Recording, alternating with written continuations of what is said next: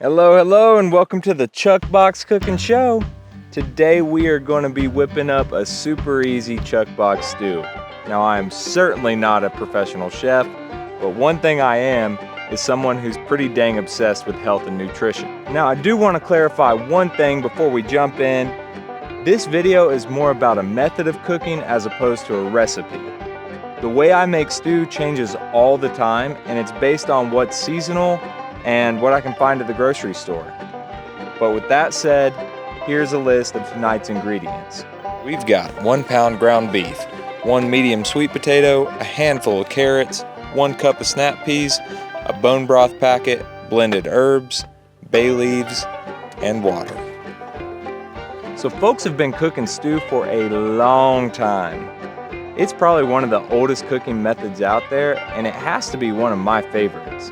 Here's 5 reasons I love it. 1, it's easy. 2, it's a great way to introduce a variety of seasonal produce into your diet. 3, it's satiating and nutrient dense.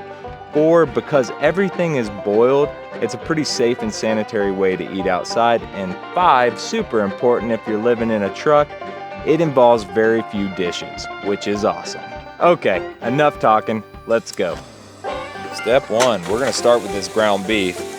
Now, most traditional beef stews use a chuck roast, but when camping, I prefer ground meat because it keeps raw meat off the cutting board and it's easy to work with. So we're gonna go ahead and cook this beef all the way through. And while that's cooking, we're gonna go ahead and start chopping up all of our produce.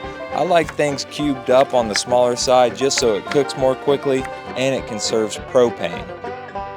With that meat nearly finished up, we're going to go ahead and transfer that over to a Tupperware to cool. And next we're going to toss in all of our vegetables except the snap peas and let that cook for about 3 to 4 minutes. Now we're going to add the water.